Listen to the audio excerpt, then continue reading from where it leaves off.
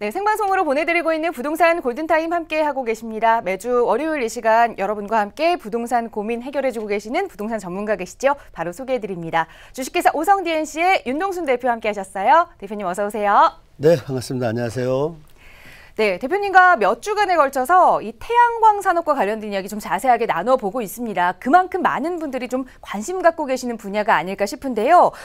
태양광 발전은 사실상 별도의 큰 부지가 필요하지 않아서 공장이나 또 주차장 지붕 등 좀 손쉽게 설치할 수 있는 그런 산업인 것 같거든요. 자, 많은 분들 관심 갖고 계시는데요. 오늘은 태양광과 관련해서 어떤 이야기 좀 전해주실까요?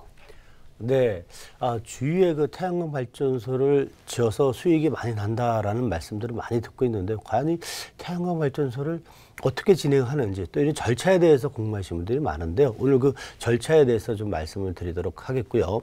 현재 내가 토지를 갖고 있는 분이나 혹은 내 건물에 혹은 내 집에 지붕 위에다가 태양광 발전을 할 수 있는 그런 부분에 대한 궁금증도 똑같은 위와 같은 절차에 따라서 이렇게 태양광 발전소를 만들면 됩니다. 저희가 발전소라 그래서 굉장히 크게 뭐 몇만 평 이상 정도 되는 그런 발전소가 아니라 집 안에서는 10km, 5km 내외에 한 4, 5평 정도만 갖고 있어도 태양광 발전을 이용해서 전기료를 조금 적게 낼 수 있는 방법들이 여러 가지가 있습니다.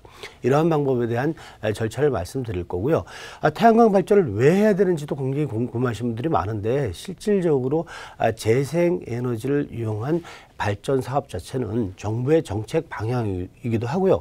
향후에 전 세계적으로 봤었을 때도 이 굉장히 그 석탄이나 혹은 이런 석유 등을 이용한 발전으로 인해서 공해나 혹은 대기오염에 대한 물질 부분에 대해서도 굉장히 고민들을 많이 하고 있는데요. 그래서 현재 전 세계적인 추세 자체는 재생에너지를 이용해서 친환경적인 전기를 발전할 수 있는 그런 모델들을 찾고 있는데요. 아무래도 그런 부분들 때문에도 괜찮고요. 또 노연금 혹은 내가 매월 월세 받는 차원에서의 발전소를 또 궁금해하시는 분들 많은데요. 그런 분들한테 좀 굉장히 그 좋은 그러한 기회라고 말씀을 드리겠습니다. 자, 어떻게 시작을 하냐면요. 일단 사업부지 선정을 해야 됩니다. 사업부지 선정을 하는데 토지만 가능한 게 아니고요. 지붕이나 혹은 내 토지 중에서 굉장히 필요 없이 열악한 환경을 갖고 있는 토지들이 많이 있습니다. 예컨대 철탑 밑에나 혹은 이런 토지는 갖고는 있는데 유지 같은 경우도 괜찮고요. 또 맹지나 향후 어떻게 현재는 사용은 들어가서 이렇게 그 실질적으로 도로 중에서도 지적상 도로가 아니라 현황 도로를 사용할 수 있는 그런 토지들도 잘만 이용하면 또 태양광 발전을 할 수가 있습니다. 그래서 토지에 대한 발전 가능 지역을 처음에 확인을 해야 됩니다. 임야도 같은 경우는 경사도나 임목도, 전답 대지 같은 경우는 전용을 할 수 있는지, 그래서 이런 부분들은 가능 지역에 대한 확인이고요. 건물 이용 발전 사업에 대해서는 가능 용량 등에 대한 확인인데 마찬가지입니다. 토지나 건물 위에다가 발전소를 지을 수 있는 그러한 지역이다라는 것이 확인이 된 이후에는 전기 과연 가능 용량이라 하면 PPA라 그러는데, 보통 우리가 한전에서 그 지역에 발전 용량이 남아있는지 없는지를 확인을 해야 됩니다. 이 두 가지가 확인이 돼야지만이 사업부지 선정이 될 수 있고요. 그 다음에 발전 사업 허가인데요. 해당 지자체 도청은 500kW 이상이고 군청은 500kW 미만입니다. 그래서 시 지자체에서 일반론적으로는 우리가 500kW 미만은 해당 시군 구청에서 하는 거고요. 그 이상 되는 것은 도 이상에 올라가서 이렇게 지자체에서 협의를 해야 된다고 말씀드릴 수가 있고요. 보통 접수 후 약 50일 정도 쉬어야 된다, 이렇게 보시면 될 것 같습니다. 그 다음에 개발 인허가를 받아야 되는데요. 발전 사업 허가와 개발 인허가는 틀린 겁니다. 그래서 이 개발 인허가 들어갈 때 보통 우리가 발전 사업 허가증이 같이 첨부돼야 된다라고 보시면 될 것 같고요. 해당 지자체 시군 구청에 접수 약 15일 정도 소요된다고 얘기를 하는데, 실질적으로 3,000평 이상은 8개월 이상이 걸립니다. 이유는 지구 단위 계획을 세워서 일반적으로 개발 계획을 세워서 가야 되기 때문에 그렇습니다. 이런 부분들은 기간에 대한 오해를 하지 마시고요.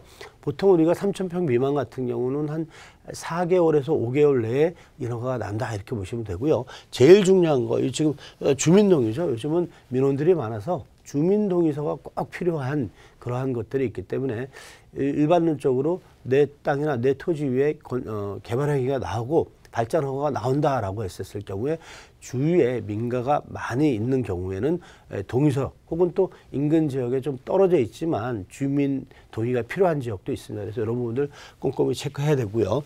자, 사업자 등록을 해야죠. 그 다음에는 관할 세무서 시군청에다가 사업자 등록을 하는데요. 태양광 발전 사업자라 그래서 별도의 사업자 등록을 하셔야 됩니다. 그래서 사업자 등록하셔야 되고요. 그 다음에 전력 수급 계약 신청인데요. 이것도 중요합니다. 한전에서 나오는데 보통 내 토지 위에 한전에서 보통 우리가 삼상전기라고 하는데요. 이 삼상전기가 흐를 수 있는 보통 우리가 이 전봇대죠. 이 전봇대에서 거리를 봅니다. 그래서 200m 내외냐 아니냐를 따져서 인입 비용이 결정이 됩니다. 그래서 이 인입점이 굉장히 중요한데요. 200m 내외인 경우 500평 기준에 약 한 800만 원 정도가 인입비가 들어간다라고 보셔야 됩니다. 그래서 요 거리가 멀면 멀수록 비용 자체가 높이 많이 들어간다 이렇게 보시면 될 것 같고요. 이런 부분들 때문에 사실 굉장히 그 별도로 전봇대와 토지와의 그 거리가 또 굉장히 또 중요하다라고 좀 말씀드릴 수가 있고요. 그래서 향후에 이렇게 전력 수급 계약 신청할 때는 인접점에 대해서 눈으로 체크를 하시고 현장을 꼭 가보셔야 된다고 말씀드릴 수가 있고요. 인입 공사비를 납부를 하셔야 됩니다. 그 이후에는 공사계획 신고인데요. 해당 지자체에다가 공사계획 신고를 하는데 토지에 대한 개발 계획 혹은 이런 것 같은 경우 토목공사를 직접적으로 하는 토목회사에서 대리해 주고 있고요. 또한 전기감리자를 해야 됩니다. 보통 100kW 이상만 되더라도 전기감리자를 선정을 하셔갖고 같이 신고를 해야 된다고 말씀을 드릴 수가 있고요.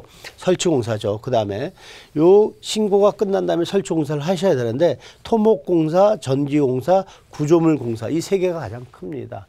그중에서 토목공사 같은 경우에는 해당 지자체에서 개발행위 허가를 낼 때 토목회사에서 도면 자체가 나오기 때문에요.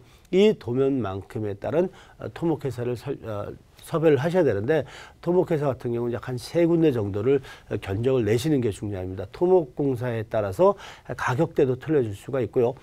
장기적인 발전 계획에 따라서 발전소가 20년 정도 보통 운영이 돼야 되기 때문에 토목공사에 대한 부분은 굉장히 철저하게 좀 견적을 보셔야 된다고 좀 말씀드릴 수가 있고요. 이 토목공사가 잘못돼서 고가의 모듈이나 인버터가 망가지는 경우가 지금 많이 나오고 있습니다. 그래서 이 토목공사가 굉장히 중요하다고 말씀드릴 수가 있고요. 그 다음에 구조물공사입니다. 토목공사와 맞물려서 구조물공사가 나가는데요.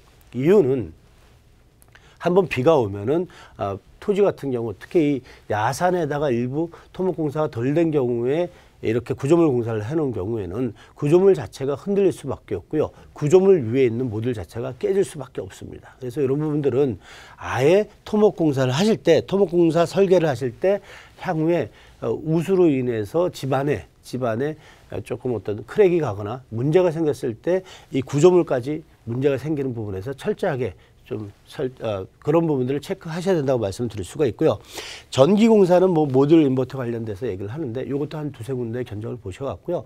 모듈 관련돼서는 가격 차이가 뭐 돈 1,000만 원 이상 날 수도 있고 100kW 기준이에요. 그렇기 때문에 모듈 같은 경우는 좀 철저하게 좀 살펴보셔야 되고요. 인버터 같은 경우에는 공사할 때 감리자를 좀 잘 선정하셔갖고 그리고 이런 것들이 직류전기이기 때문에 화재 위험성이 있습니다. 이런 부분들을 좀 꼼꼼히 체크해야 된다고 말씀드릴 수가 있고요. 사용 전 검사, 정기안전공사 꼭 받으셔야 되는데요. 이럴 때 인버터와 모듈 관련돼서 다시 한번 체크해야 된다고 좀 말씀드릴 수가 있습니다. 그 다음에 판매 계약을 해야 되는데요. 전력 수급 계약과 REC 구매 계약을 해서 의무 구입자 합니다. 그래서 이런 것 같은 경우에는 요즘 뭐 핸드폰으로도 이렇게 볼 수 있는 그런 것들이 많이 나오고 있는데요. 보통 태양광 발전 같은 경우에는 대출을 많이 받습니다.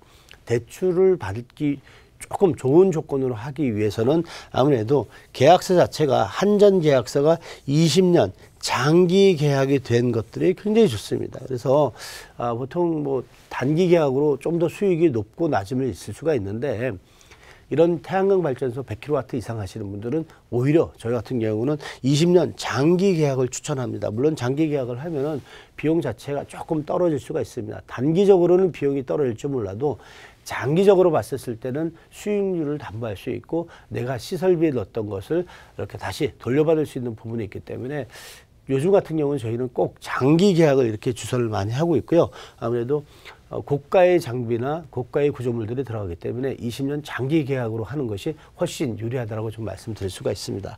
그 다음에 상업운전 개시신고인데요. 해당 지자체 도시군청에다가 상업운전 개시신고를 내고요. 그 다음에 설치 확인을 해야 됩니다.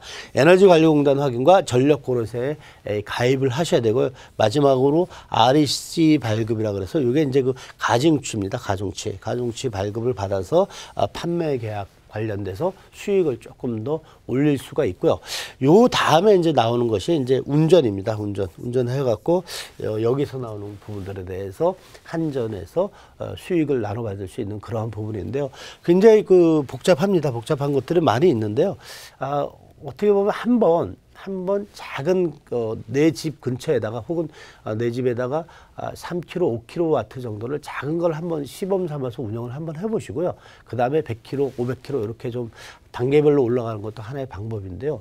현재 그 정부의 정책 방향이나 미래를 조금 보시는 분들은 이제 그 태양광 발전에 그 관심도 많이 갖고 있고요. 또한 수익률이 나오는 태양광 발전소가 많습니다. 요즘 보통 100kW 기준에 한 2억 3천 정도 하는데요.